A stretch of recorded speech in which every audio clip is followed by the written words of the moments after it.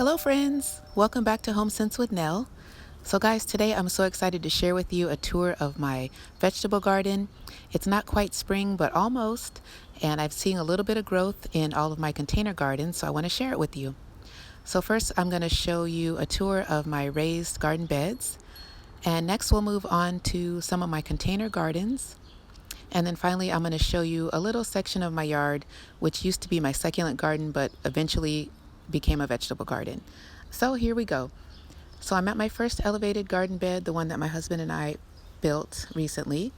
And these are my green onions that were all grown from green onion roots from onions that we bought at the grocery store. So basically, after we're done using the onion, we just go ahead and plant the root and cover it with a little bit of soil. And this is the result. Now these onions have been in this box, I'd say, for over at least 6 months, possibly longer. And they were getting kind of tough and woody, and I just felt like they didn't have the best flavor anymore. I had sliced them up and put them in, I was going to use them for topping for some mashed potatoes, and they literally tasted like lemons. I'm not sure what caused that, but I just decided that they were a little bit too old and woody. So I decided to go ahead and take these out. I was really surprised at how extensive the root structure was and how difficult these were to pull out. They were pretty well rooted in there. Look at that, guys. It's amazing.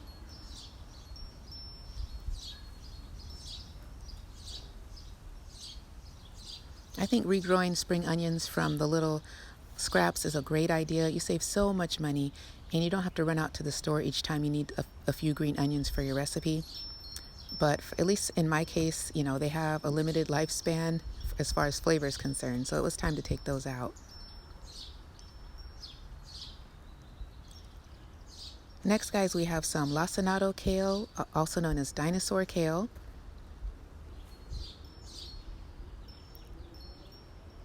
And in some of my other squares, we have curly kale. I think this has another name, but I always refer to it as curly kale. And this one is a lot tougher, but this is the one that I was familiar with until I started growing my own dinosaur kale. And here, guys, we have the marigolds that were planted from the second generation of seeds that I got from Dollar Tree, and they germinate just fine every year. And here we have Bib lettuce. This is a very good sweet and tender lettuce that tastes delicious in salads. I planted 4 per square foot according to the square foot method.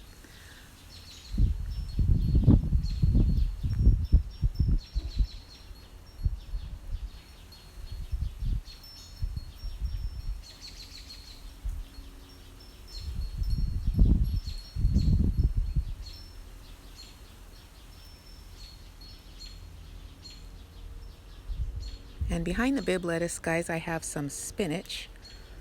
The spinach is not growing as well as I would hope, but hopefully it'll start to pop up a little bit more now that we're getting more sun. And now we're moving on to the chamomile. I'm really excited for the chamomile to start flowering so that I can harvest those flowers and make tea. I've heard that you can actually make tea from the leaves, and they smell really, really good. This is what they look like.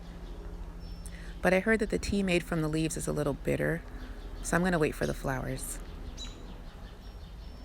Now these red mustard greens are doing just great, and these are actually one of my new favorite vegetables in the garden. Previously I had had mustard greens, but I never had these Japanese red mustards. They have such a nice flavor. Just a little bit of bitterness, a little bit of horseradish flavor to your dishes. I hope you guys try these.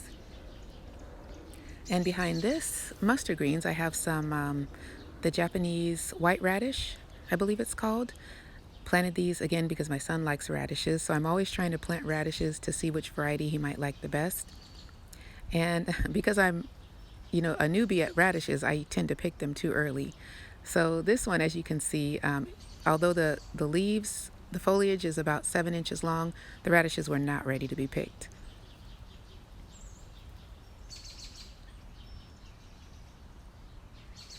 Next, we'll move on to the salad mix. I just sprinkled those in randomly. I didn't follow the square foot gardening method with that. And all of the cut and come again lettuce leaves look great. We've been enjoying those in salads with some cherry tomatoes from the garden and some green onions before they started tasting like lemons. See, I had a little bit of weeding to do in that square.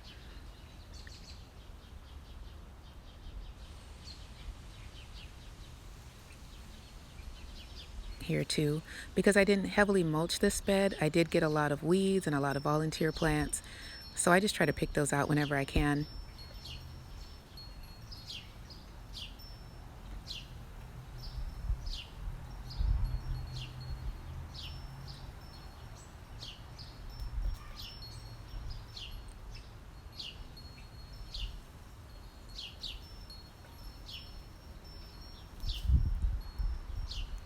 And right next to that square, guys, I planted some zinnia seeds. The zinnias don't appear to be popping up at all, but I want to give them a little bit more time to see what happens, because this part of my yard doesn't get a lot of sun in the winter. So it's basically just experiencing a full day of sun right now. So I think that might have hindered some of the flowers germinating, but that's okay. If they don't germinate, I'll probably get some transplants from Home Depot or Lowe's. So guys, that's my first raised container bed. You see a little bit of bolting going on back there of the lettuce, but I'm going to go ahead and keep that in the bed to attract pollinators. So here's my second raised bed. This one I have a video of, and I will go ahead and link that below if anybody's interested in seeing that. And these are my sugar snap peas. This is my first year growing sugar snap peas, and let me tell you, they are delicious. If you've never grown sugar snaps, just give them a try. They're very easy to grow. I wish I had planted more because the flavor is just so nice, so fresh, just so sweet. They're really a great addition to salads. I don't cook them, I just wash them off and eat them. And see, that tendril there has grabbed onto my solar light. I'm gonna have to unwind that thing.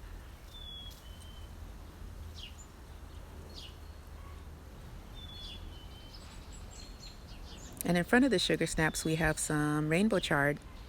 Looks a little stunted, again, I think because it didn't get enough sunlight over the winter. I think I've said before in my videos, I wish I could move these beds to the front yard, but since I have an HOA, I can't. So I have to keep them here in the back where they get limited sun in the wintertime. Again, there's my collard.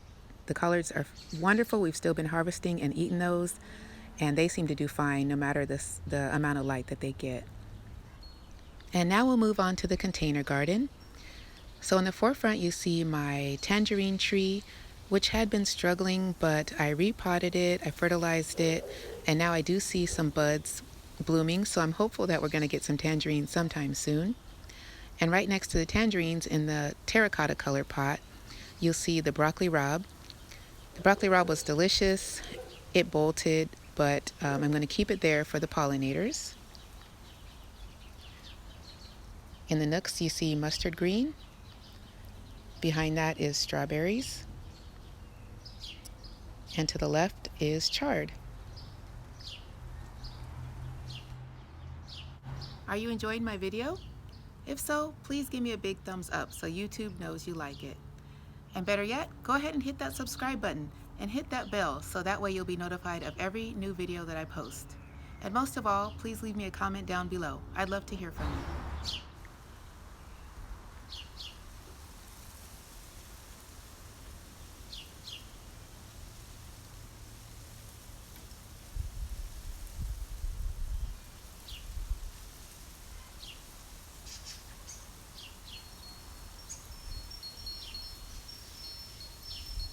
Now the chard is so good, guys. It's really mild. It's delicious sauteed in a little bit of butter or olive oil with a little bit of garlic. And I'm going to show you that later, how I prepare chard. Next to the chard is the lunchbox pepper plant. Even though the lunchbox pepper plant doesn't look like it's doing very much, but it is producing a lot of peppers. And I mentioned before that these have a thick skin and a mild flavor, so I do enjoy slicing these up and adding them to stir fries, or sometimes I'll go ahead and coat them with olive oil and just roast them in the oven.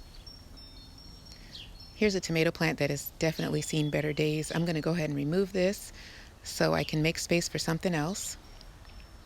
But as you can see, it puts out tomatoes, but the flavor's not that impressive, so I'm going to get rid of that plant. And there's my lettuce that I showed in a video a few months ago. Very easy to grow. It doesn't need a lot of sun.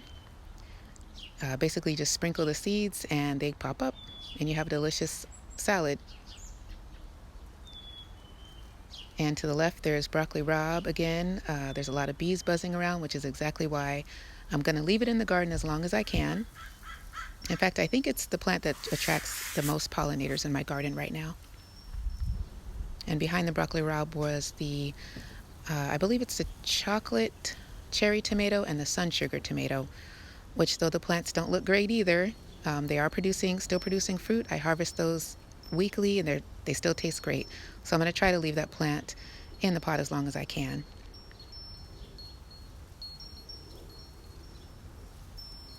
And there's my poor little cherry tree. I don't know if that's ever going to come back. Guys, I tell you, I have a pretty green thumb when it comes to vegetables, but when it comes to trees, it's a whole nother story. So that one's struggling. And I don't know if I showed you guys these geraniums that I got on clearance, I believe at Lowe's. They were each $1.50 per pot, and I got about 10 or 11 of those, so I'm looking forward to spreading those throughout the garden.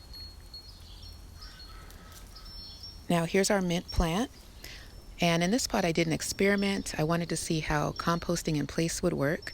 So following the advice of some other gardeners, I went ahead and put food scraps in the bottom of this pot. And then on top of that, I put maybe about 5 or 6 inches of soil. And then I put a mint transplant. And so far, it's doing really, really well. If composting in place does turn out to work well, I think I will utilize that in some of my other container gardens. Now, this is my third tiny raised garden bed that I just built out of fence boards. And here is my cilantro. Unfortunately, my cilantro is all bolting. It does have a really nice fragrance right now, but it doesn't taste so good. So I will be pulling that out soon. And here's more of that Lasagna kale, also known as dinosaur kale. We've been enjoying this not only in stir fries, but also in smoothies. My husband and son have been enjoying smoothies. My husband bought I think it's a NutriBullet, and it's so easy. So much easier to make smoothies in that than it is in my Vitamix. It's smaller, it's more compact, it's easier to clean. So they come out here sometimes and grab some dinosaur kale and throw it in their fruit smoothies.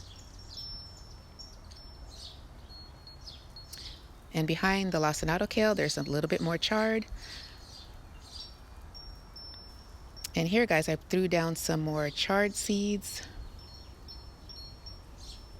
and mustard green seeds, just to see what would happen.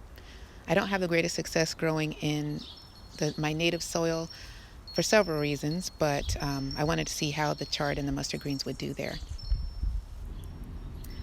So guys, for a couple of days I would come out to this part of the garden and look at these leaves and try to figure out what they were. They look like celery leaves to me, but I hadn't planted any celery seeds or any celery roots or anything like that. And finally it occurred to me that those were the bulbs that I planted in the fall. So these are actually ranunculus. I think they have another name. I think they're Persian roses, I think. But either way, those are the ranunculus, and I'm excited to see their blooms come out because I know they're going to be beautiful. Hopefully in a couple of weeks we'll be seeing those. That's more of that stinging nettle. I don't know how I got that or where it came from, but it's everywhere. I'm constantly pulling it out of my vegetable beds. I've heard it's medicinal, but I'm scared to try it. Let me know in the comments down below if you've tried it, because anything that makes my skin itch like that, I think I don't want to eat it. And finally, guys, this is the final part of my garden I wanted to show you. It's my volunteer tomato area. I'm so excited I have these 2 volunteer tomato plants.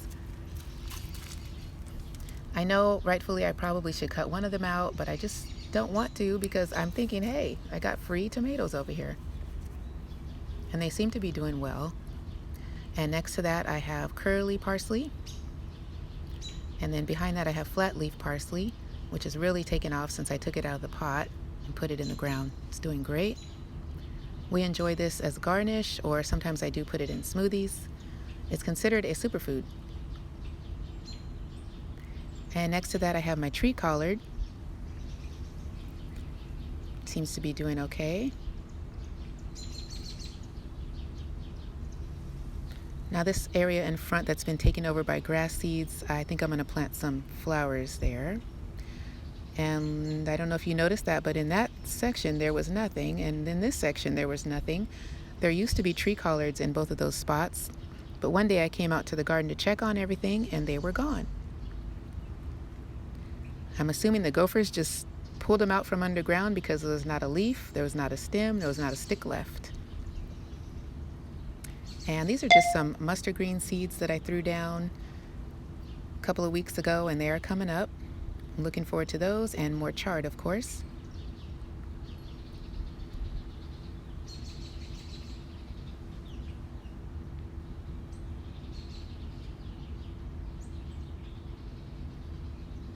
And I wanted to show you guys this. This is something that my very talented and very sweet coworker made. It's actually a chair, a reclaimed chair that she's turned into a succulent potter.